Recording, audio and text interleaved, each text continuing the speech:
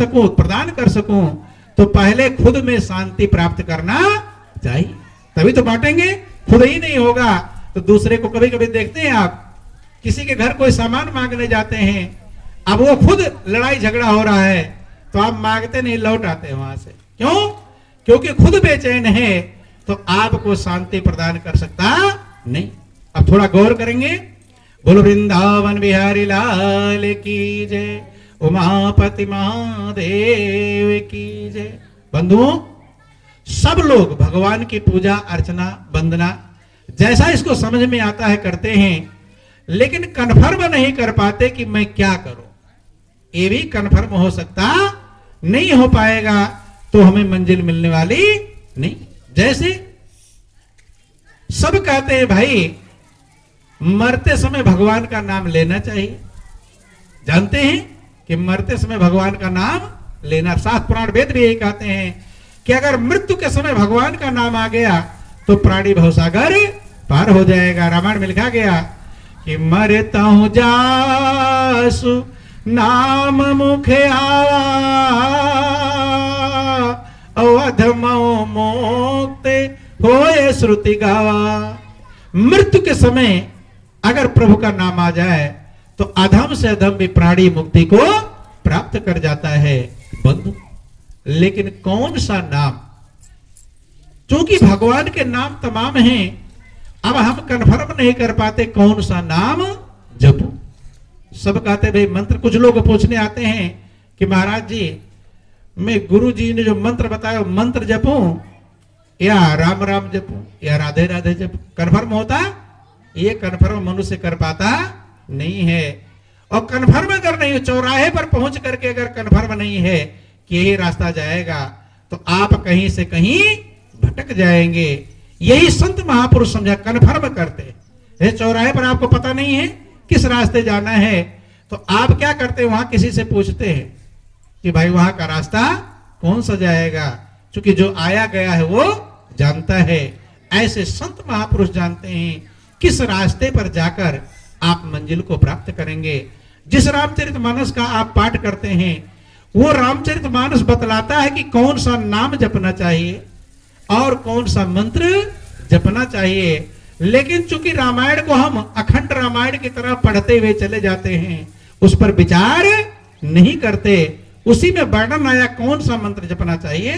बोलो वृंदावन बिहारी लाल की कि मंत्र परम लघु जासु बस, विधि हरि हर सुर सर्व, महामत गजराज को जो बस कर अंकुश खर्व। ध्यान देना, मंत्र परम लघु, जिस मंत्र को जपना है वो बहुत छोटा है। कैसा है? बहुत छोटा। मंत्र परम लघु जासु बस, विधि हरि हर सुर सर्व, जिसके बस में विधि माने ब्रह्मा, हरि माने विष्णु, हर माने शंकर, सुर सर्व माने सब देवता जिसके बस में, उस मंत्र को ढूंढना है। गौर करना कि मंत्र परम लघु जासु बस, विधि हरि हर सुर सर्व, ये रामायण में लिखा गया है। आप लोग पढ़ लेना, ढूंढ लेना।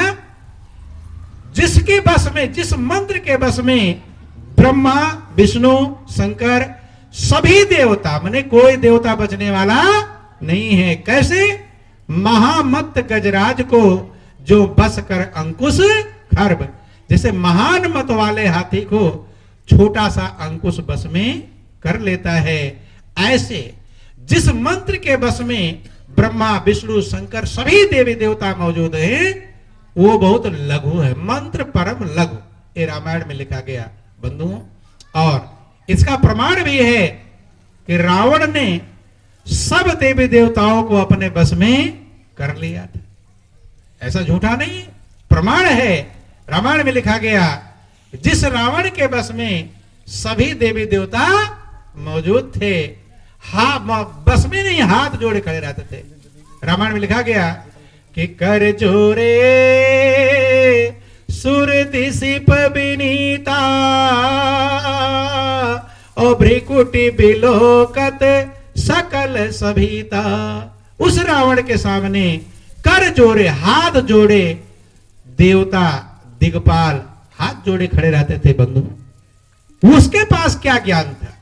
वही मंत्र रावण को भगवान शंकर ने प्रदान किया था, जिसे महामंत्र कहते हैं। क्या कहते हैं? महामंत्र। जिस महामंत्र को भगवान शंकर स्वयं जपते हैं। और कहां से उन्होंने ढूंढा, थोड़ा गौर कर लेना। महामंत्र जोई जपत महेशु, और काशी मुक्ति हेतु उपदेशु। जिस महामंत्र को भगवान शंकर स्वयं जपते हैं और काशी में, काशी बनारस नहीं, ये काया ही काशी है, काया रूपी काशी में मुक्ति का उपदेश प्रदान करते हैं। लेकिन वो महामंत्र क्या है बंधुओं? 100 करोड़ रामचरित्रों में से भगवान शंकर ने उसे हृदय में ढूंढा था। कहां ढूंढा था? हृदय में। वो भगवान के 2 स्वरूप हैं, एक साकार और दूसरा निराकार। भगवान कितने स्वरूप? 2, एक साकार दूसरा निराकार। लेकिन वो महामंत्र दोनों से बड़ा है कि ब्रह्म राम ते नाम बड़े, बरदायक बरदान, और रामचरित सत कोटि महा, लिय महेश जिए जान। ब्रह्म माने निराकार और राम माने साकार। ब्रह्म राम ते नाम बड़, निराकार और साकार दोनों से नाम बड़ा है। कौन बड़ा है? नाम। वरदायक वरदान, वो वरदान देने वालों को वरदान देता। जो जो वरदान देने वाले आज तक हुए हैं उनको वरदान नाम देता है। कौन देता है? वरदायक वरदान, वरदान देने वालों को वरदान देता है। रामचरित सत कोटि महा, 100 करोड़ राम के चरित्रों में से, राम के महिमा जो गुणवाचक नामों में से, लिय महेश जिए जान। भगवान शंकर ने उसे कहा जाना था? हृदय में। कहा जाना था? हृदय में। वो नाम सबके हृदय में मौजूद है, जो वरदान देने वालों को वरदान देता है, जो निराकार से भी और साकार से दोनों से बड़ा है बंधुओं। क्योंकि दोनों को बस में कर रखा है किसने? नाम ने। दोनों, कुछ लोग ध्यान देना, कुछ लोग निराकार की पूजा करते हैं और कुछ लोग साकार की पूजा करते हैं। दोनों आपस में लड़ते हैं कि नहीं निराकार बड़ा और साकार बड़ा। लेकिन रामायण की अगर मान लेंगे, रामायण कह रहा है निराकार और साकार में लड़ने से कोई लाभ नहीं है। नाम दोनों से बड़ा है। किससे बड़ा है? नाम। जिसने दोनों को अपने बस में कर रखा है कि अगुण सगुण दुई ब्रह्म स्वरूपा, अवकथ अगाधि अनादि अनूपा, मोरे मत बड़ नाम दुहते, ओके जग जस जग बस निज भूते। कहते अगुण सगुण द्वि ब्रह्म स्वरूपा, परमात्मा के 2 स्वरूप हैं, एक साकार और दूसरा निराकार।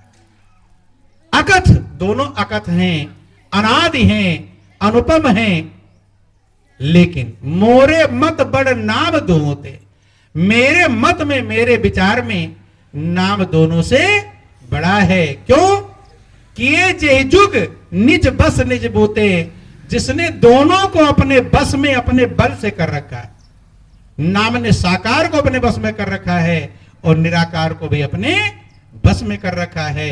क्योंकि नाम जो है वो ऐसी पावर रखता है जिसके लेने से साकार और निराकार दोनों प्रकट होते हैं।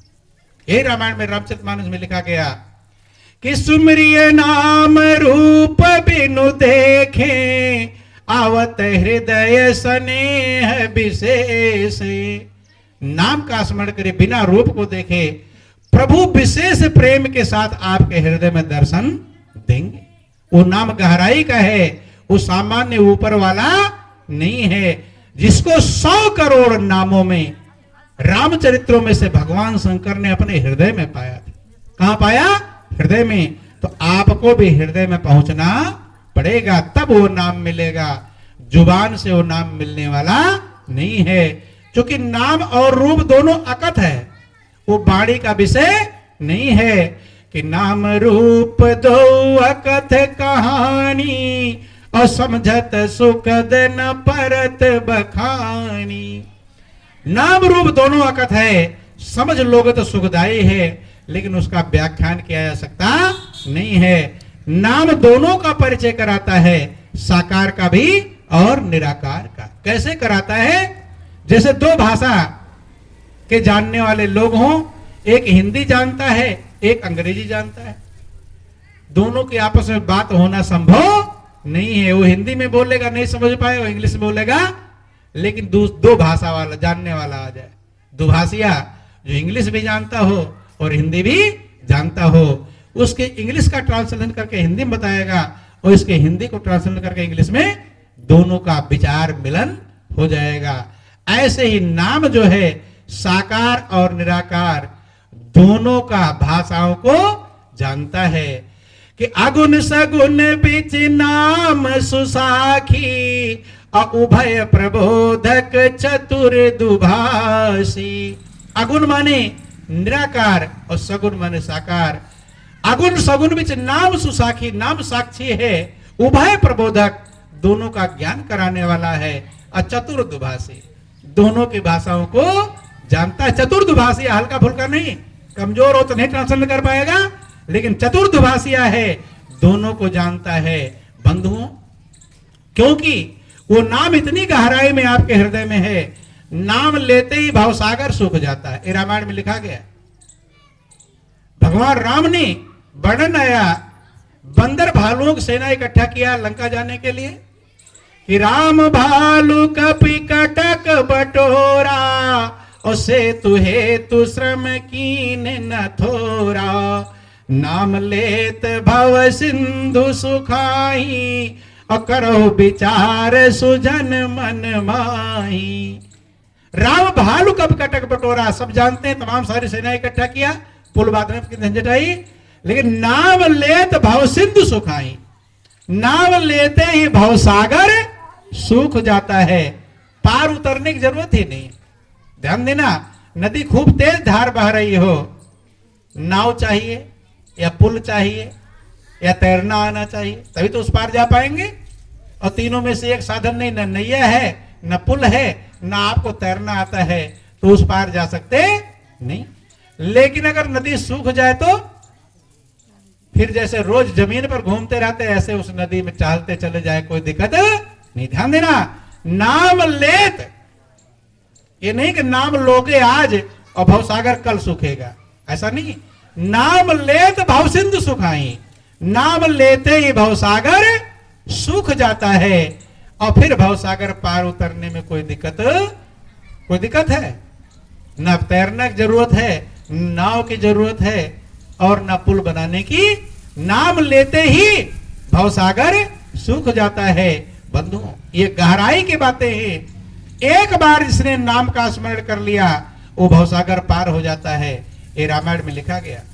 बोल वृंदावन बिहारी लाल की जय, कि जासु नाम सुमिरत एक बारा, अवतरहि नर भव सिंधु पारा।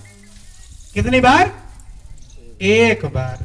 तो कौन एक बार भगवान का नाम ना लिया है? इसलिए नाम में अंतर है।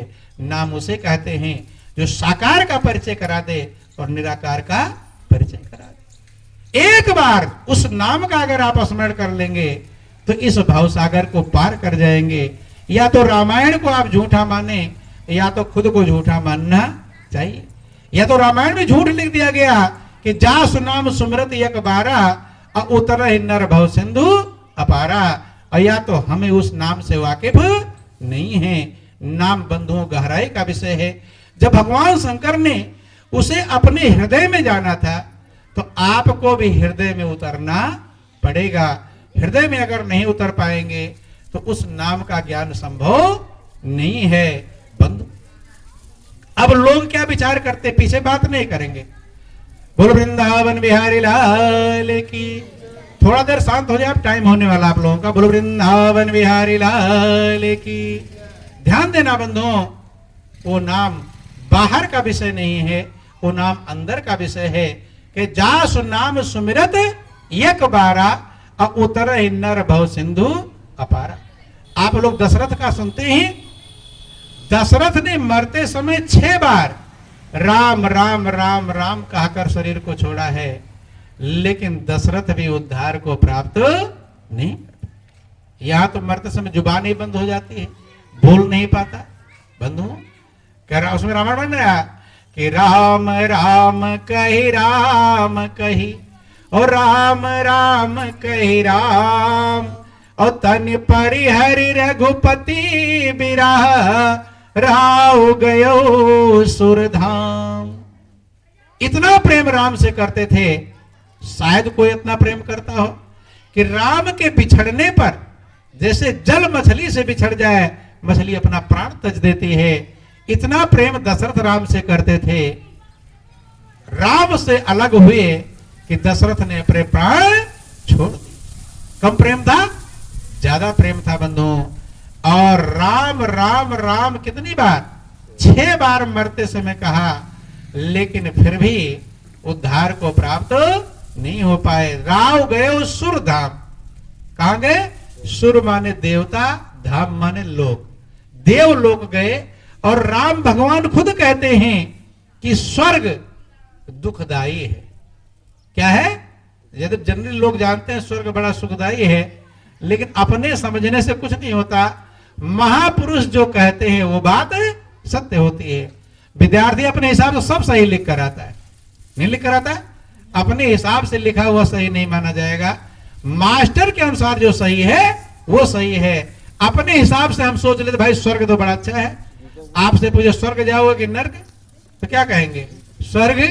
लेकिन रामायण पढ़कर नहीं समझ पाए। भगवान राम कहते हैं कि यही तन कर फल विषय न भाई और स्वर्ग स्वल्प अंत दुखदाई। कि हे भाई, इस जीवन का लक्ष्य खाली खाना पीना कमाना सोना नहीं। इस संसार के भोगों को कौन कहे? अगर स्वर्ग का भोग भी आपको मिल जाएगा वो भी अंत में दुखदाई है। क्या है? दुखदाई। स्वर्ग भी दुखदाई है। क्या है? क्यों दुखदाई? समझ लेना। जैसे किसी किसान हो, रोज धूप में काम करता है, अब उसे लेकर जाओ air condition building, air condition गाड़ी, एयर कंडीशन एसी में रख दो, 4-6 साल बीत जाए, 4-6 साल एसी का आराम ले ले, अब उसे लाकर धूप में खड़ा करो तो खुश होगा कि बेचैन? तो जो रोज धूप में खड़ा है उससे ज्यादा वो बेचैन हो जाएगा। धूप वाला तो अभ्यस्त है, मजबूत है, लेकिन एसी में रहने के बाद फिर और बेचैन हो जाएगा। ऐसे पुण्य के फल से स्वर्ग की प्राप्ति होती है। जब वो फल आप भोग लेते हैं फिर मृतलोक में आना पड़ता है। यही बात भगवान कृष्ण ने गीता में समझाया। ते तम भक्तम स्वर्ग लोकम विशालम क्षीणम पुण्यो मृत लोकम विसंति। कि बंधुओं, वो देवता विशाल स्वर्ग के सुख को भोग करके पुण्य क्षीण होने पर मृतलोक में आते हैं। लेकिन आपका लक्ष्य क्या है? ताकि हमारा जन्म मरण से उद्धार हो जाए। अगर मनुष्य का जीवन पाया और आप भवसागर पार नहीं हो पाए तो आप निंदनीय। और कोई काम नहीं कहा, बिल्डिंग नहीं बनाया तब निंदनीय नहीं कहा गया, और काम के लिए नहीं। एक बात कहा गया कि जो न तरे भवसागर ही नर समाज अस पाय और सुकृत निंदक मंदमती आत्माहन गति जा। ये भगवान राम की आज्ञा है। भगवान राम कहते जो मेरी आज्ञा मानेगा वही मेरा भक्त है, वही मेरा प्रिय है। आज्ञा क्या है? जो न तरे भवसागर नर समाज अस पाए। मनुष्य के जीवन को पाकर अगर आप भवसागर पार नहीं हो गए, सोकृत, कृत माने कृतज्ञ, कृतज्ञ माने किए गए उपकार को न मानने वाला। 2 शब्द होता है, एक कृतज्ञ और दूसरा कृतज्ञ। कृतज्ञ का मतलब किए गए उपकार को मानने वाला, और कृतज्ञ का मतलब किए गए उपकार को न मानने वाला। आप किसी के ऊपर उपकार करो और उपकार न माने तो आप खुश होते हैं कि नाराज? क्या होते हैं? लड़ भी जाते हैं कि मैंने इतना किया लेकिन ये एहसान मानता नहीं है। आप जब नाराज होते हैं तो भगवान ने हमारे ऊपर जो जो उपकार किया है उस उपकार को हम नहीं मानेंगे तो भगवान खुश होंगे?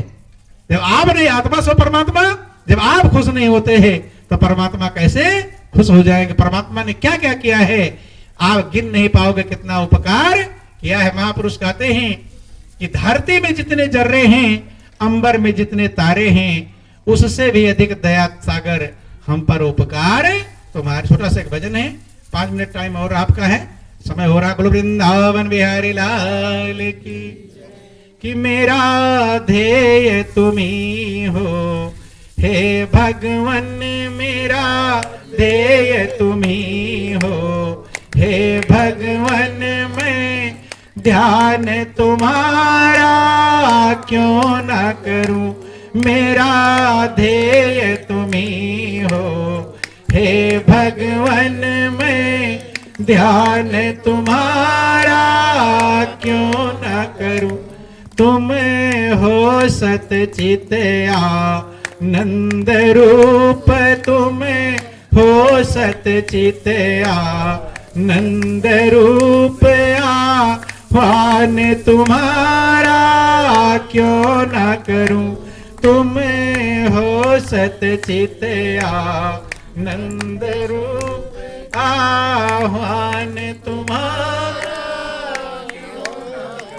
जगदीश तुम्ही ने जन्म दिया, तुमने ही मुझको पाला है। जगदीश तुम्ही ने जन्म दिया, तुमने ही मुझको पाला। इस माटी वाले दीपक को तुम से ही मिलाओ जाला है। इस माटी वाले दीपक को तुम से ही मिलाओ। भक्त कहता है प्रभु आपने ही मुझे जन्म दिया। यद्यप कहते हैं कि माँ ने जन्म दिया। किसने जन्म दिया? माँ ने। लेकिन भक्त जो समझता है वो कहता है प्रभु ने जन्म दिया है। क्यों? क्योंकि माँ को कुछ नहीं पता कि हम बेटा बन रहे हैं कि बेटी, कैसा चेहरा है, ये सब डिजाइनिंग करने वाला कोई और है। माँ तो एक माध्यम है। क्या है? जगदीश तुम्ही ने जन्म दिया और तुमने ही मुझको पाला है। जनरल लोग कहते पिता पालते हैं, लेकिन सही में जो आपके श्वास चलाने वाला पिता है पालन करता, वो श्वास चलाएगा तभी तो पालन होगा। अगर वो श्वास न चला, पिता मर जाते हैं तो भी पालन हो जाता है? नहीं होता। इस माटी वाले दीपक को तुमसे ही मिला उजाला है। तुम हो सतचित आनंद रूप और तेरा ध्यान तुम्हारा क्यों ना करूं। कहते हैं कि धरती में जितने जर्रे हैं